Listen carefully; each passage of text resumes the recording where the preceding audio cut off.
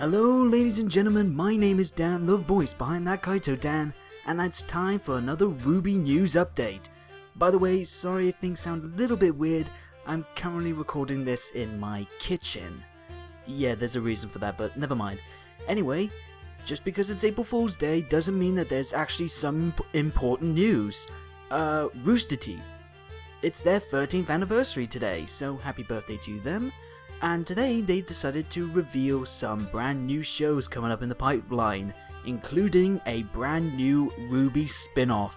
Well, obviously they showed off the trailer for the next series of Red vs. Blue, and they showed off a new 2D animated series called Camp, which looks kinda like South Park meets Gravity Falls, so that sounds interesting. But yes, there's gonna be a RWBY spin-off, and it's called RWBY Chibi, and if you can't tell what it's like just from the title, then just have a look at this image right here. It already looks like it's going to be pretty interesting just by the art style and the fact that it's the RWBY characters going chibi. We don't know exactly what the actual show will be like if it's going to be episodic comedy shorts or if it's going to be some side stories but in chibi form. We don't know just yet. We do know that it's going to be coming later in May, so be on the lookout for that. That's a big month for RWBY. That's going to be the same month as the home release for Volume 3 and the release of the soundtrack.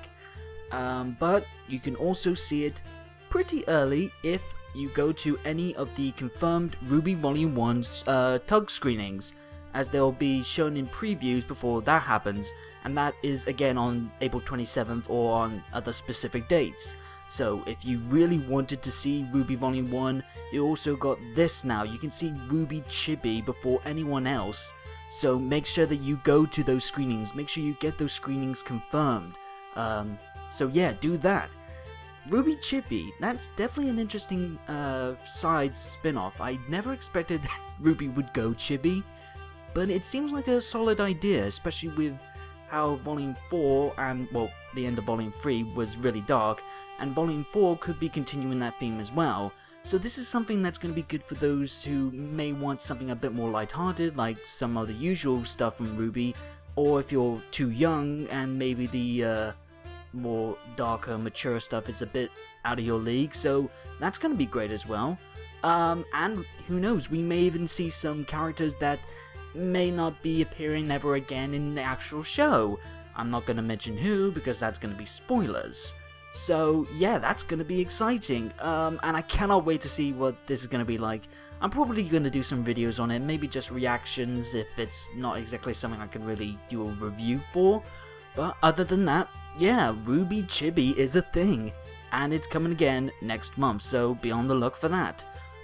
Just as quickly thing as well, the next part of my RWBY Volume 3 review will be coming out hopefully tomorrow, knock on wood, and the rest of it will soon follow. And again, please make sure you get those Volume 1 tug screenings confirmed.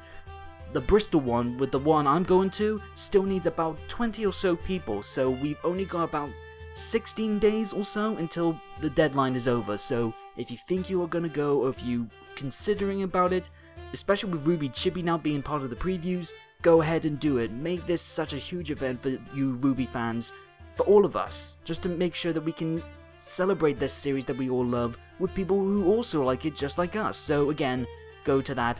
I'll put the links to the trailers and to the tug screening and to everything important in the description down below. But for now, what are your thoughts on RWBY Chibi and some of the other stuff that Rooster Teeth revealed today? Other than that, that's all for today. I'll see you all next time. Until then, peace out.